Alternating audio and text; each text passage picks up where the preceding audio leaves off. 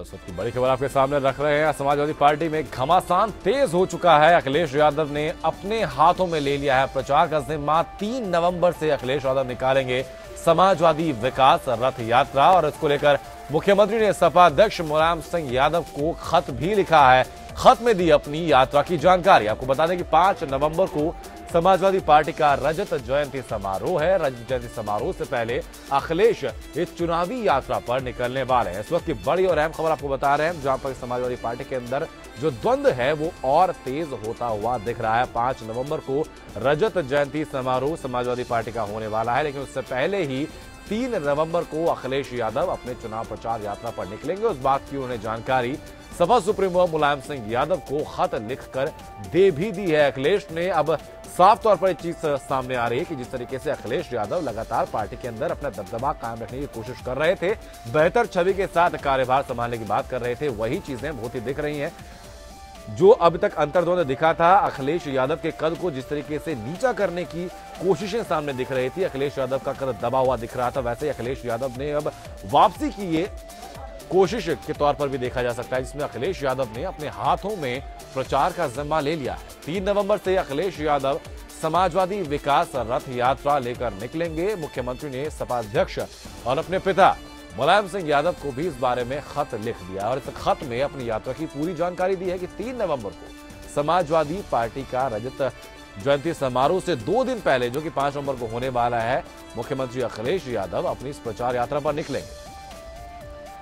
पिछले तकरीबन 1 महीने की बात की जाए तो काफी ज्यादा उठापटक समाजवादी पार्टी के अंदर देखने के लिए मिली है। जिस तरीके से बाहरी व्यक्ति का सामने आना, उसके बाद उनको पार्टी के अंदर बेहद महत्वपूर्ण पद से नवाज दिया जाना, मुख्यमंत्री अखिलेश यादव के जितने भी नजदीकी युवा चेहरे पार्टी के अंदर थे, जो कि अखिलेश यादव की कोर टीम कही जाती थी, उनको पार्टी से बाहर का रास्ता दिखाया जाना, शिवपाल यादव ने जिस तरीके से वर्चस्व पार्टी के अंदर अपना कायम किया था, मुलायम सिंह यादव जिस तरीके से घिरे नजर आए थे और जिस तरीके से शिवपाल सिंह यादव की तरफ झुकाव दिखाई दिया था उनका, अगर जब नौबत आई थी अगर अखिलेश यादव वर्सेस शिवपाल सिंह यादव, तो अब अखिलेश यादव वापस अपना कद मजबूत करने की स्थिति में आते हुए दिख रहे हैं। और खत में अब एक खत जो उन्होंने लिखा है सपा सुप्रीमो मुलायम सिंह यादव को, उस खत में पूरी जानकारी अखिलेश यादव ने अपनी यात्रा की दी है। आपको बता दें कि 5 नवंबर को समाजवादी पार्टी का रजत जयंती समारोह है। रजत जयंती समारोह से ठीक पहले 2 दिन पहले अखिलेश ये चुनावी यात्रा पर निकल चुके होंगे। इस खत में पूरी जानकारी अखिलेश यादव ने सपा अध्यक्ष मुलायम सिंह यादव को खत लिखकर दी है। अनामिका मेरे साथ जुड़ चुके हैं मेरे साथ तमाम जानकारी के साथ लाइव। अनामिका, अब जो तस्वीर सामने आ रही है, मुख्यमंत्री अखिलेश यादव वापसी की डगर पर है क्या? देखिए अनंत, ये जो चिट्ठी हमारे हाथ में, इसको देखकर पहले तो ये लगता था कि मुलायम सिंह यादव कड़े फैसले ले रहे हैं, लेकिन अब ये लगता है कि इन फैसलों का जवाब मुख्यमंत्री अखिलेश यादव भी अपने तरीके से देने की कोशिश कर रहे हैं।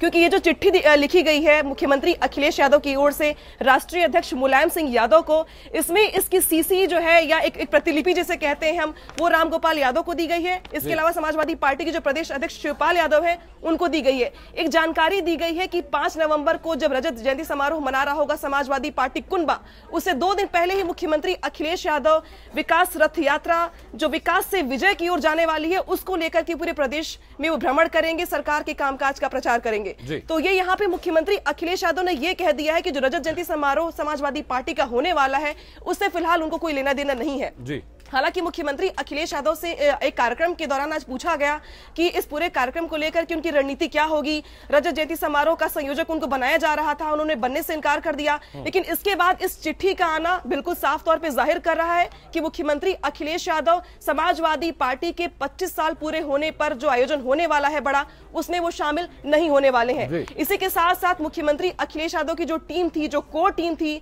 जो यूथ के नेता थे जिनको बर्खास्त किया गया था, वो भी शायद इस पूरे सम्मेलन का आयोजन का हिस्सा नहीं होंगे, जैसा कि पहले ही खबरें आ चुकी हैं। तो आज मुख्यमंत्री अखिलेश यादव ने रजत जयंती समारोह में शामिल न होने का सबसे बड़ा जो सबूत है वो यहाँ पर दे दिया है। क्या इसको बायकॉट की तरह अनामिका देखा जाए? क्योंकि कल तक की खबरों पर यकीन किया जाए तो जितने भी युवा चेहरे थे जिनको अखिलेश यादव की कोर टीम समझा जाता था, वो पार्टी में आने के लिए तैयार थे, लेकिन बिना शर्त उनको पार्टी वापस आना था। लेकिन उनके बयानों से यह संदेश भी सामने आया था कि वो रजत जयंती समारोह में शामिल नहीं होंगे। तो एक सिरा पूरा खसकता हुआ अलग दिखाई दे रहा है समाजवादी पार्टी के अंदर।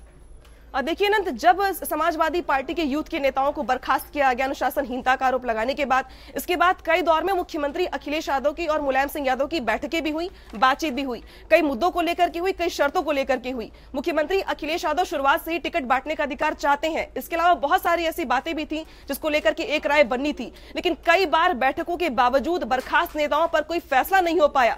और यही वजह है कि अखिलेश की कोर टीम की जो कल बैठक हुई, बैठक के बाद यह ऐलान किया गया कि वो इस पूरे आयोजन में शिरकत नहीं करेंगे, शामिल नहीं होंगे। एक तरह से वो इससे बाइकाट कर रहे हैं। इसके बाद मुख्यमंत्री अखिलेश यादव का ये चिट्ठी जारी करना अब इस बात का सबसे बड़ा प्रमाण है कि समाजवादी पार्टी चुनाव से पहले कहीं ऐसा ना हो कि टूटकर बिखर जाए, क्योंकि मुख्यमंत्री अखिलेश यादव की चिट्ठी से यह जाहिर हो रहा है कि वो इस आयोजन में शामिल नहीं होंगे। ठीक है, अगर कड़ियों को जोड़ा जाए अनामिका तो गलत नहीं होगा। अगर हम कुछ वक्त पहले की बात करें जहां पर एक समारोह में शिवपाल यादव, मुलायम सिंह यादव, अखिलेश यादव तीनों पहुंचे थे माल्यार्पण करने के लिए, लेकिन तीनों की टाइमिंग बिल्कुल अलग अलग थी और मुलायम सिंह यादव के पहुंचने से पहले ही अखिलेश यादव वहां से निकल गए थे। तो शुरुआत तो मेरे ख्याल से वहीं से एक मानसिकता साफ हो गई थी।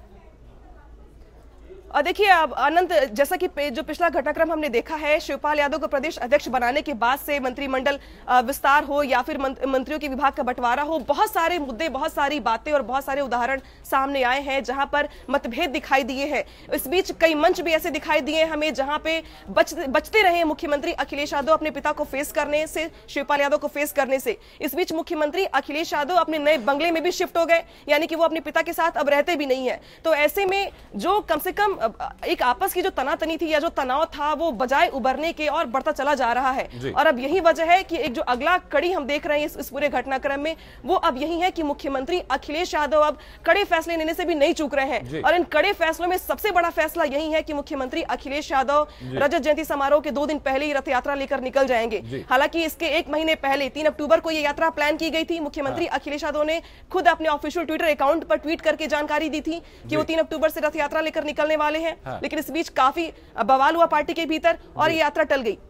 फिलहाल इसको शेड्यूल किया गया है 3 नवंबर से, जो कि 5 नवंबर से 2 दिन पहले ही है। और अब देखना ये होगा अनंत, बेहद दिलचस्प देखना होगा कि 5 नवंबर को जब ये आयोजन होता है तो एक वो तस्वीर क्या कहेगी, मंच पर कौन कौन से लोग होंगे वो जो वहां पे शामिल रहेंगे, क्या बड़े फैसले लिए जाएंगे, आगे की दिशा में निर्धारित करेंगे समाजवादी पार्टी, खास करके आगामी चुनाव में दिशा क्या होने वाली। बहुत बहुत शुक्रिया हमें कहा आपका हम तो जुड़ने के लिए, बेहतर जानकारी के लिए। तो यानी अब मतभेद के साथ साथ मनभेद भी सामने आ रहा है। पिछले पखवाड़े से लेकर जिस तरीके की उठापटक समाजवादी पार्टी के अंदर दिखे थे, विचारा भेद दिखा था, अलग अलग चीज को अलग अलग पॉइंट पर हर शख्स द्वारा काटा जाता। खासकर इसमें जो भूमिका सामने आई थी अखिलेश यादव की, उस भूमिका पर, उनके कद को लेकर, उनकी शक्ति को लेकर एक मुख्यमंत्री के तौर पर सवाल निशान लगने शुरू हो गए थे। तो शायद अभी कोशिश अखिलेश यादव की रहेगी कि पार्टी के अंदर अपना अस्तित्व वापस और मजबूत तरीके से उभार लें।